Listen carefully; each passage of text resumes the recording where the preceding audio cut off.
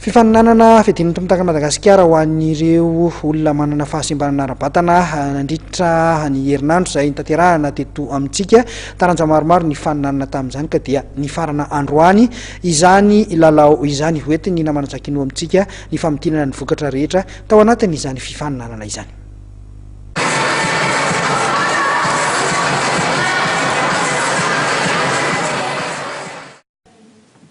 Atleta maherin'ny 20 avy amin'ny ligue paritra 1 manerana ny nosy niatrika ny andiany 4 ny fiadiana ny tompondaka nasionaly amin'ny fanatanjahantena ho an'ny olona manana fahasembanana nanomboka ny 4 ka ny farana androany 7 Septambra tetsy amin'ny kianja mitafy Mahamasina sy teny amin'ny ANS Ampefiloha.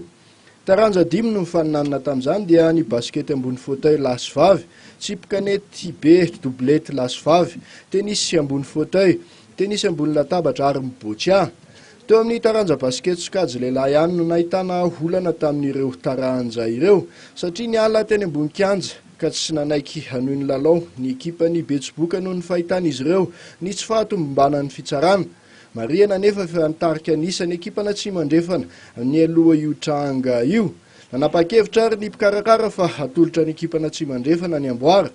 Raha ny fantatra dia ny ekipan'ny Betsiboka trano no tompon'izany ianaram-boninahitra izany teo aloha teo amin'ity taranja baskety sokajy lehilahy ity.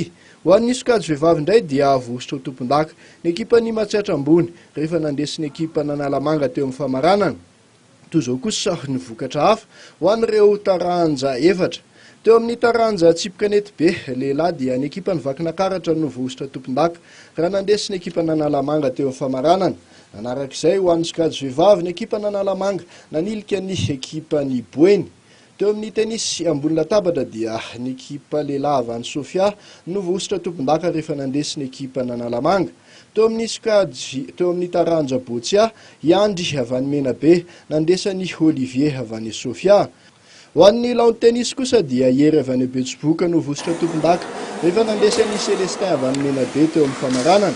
Azo lazaina ho fahombiazana arak'izany no azon'ny Madagascar Paraolympique Ok na ny Federasiona Malagasy ny fanatanjahantena ho an'ny olona manana fahasembanana tamin'ity fifaninanana nasionaly mikarakarainy niaraka tamin'ny ligna Nalamanga sy ny CBM ity.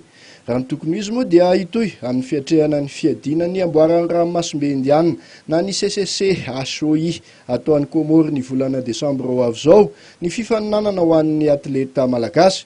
Hatreto aloha raha nambaran'ny filohan'ny Federasiona Malagasy Monja Dinara dia mbola tsy nanome valo mahafapo ny Federasiona any Komoro.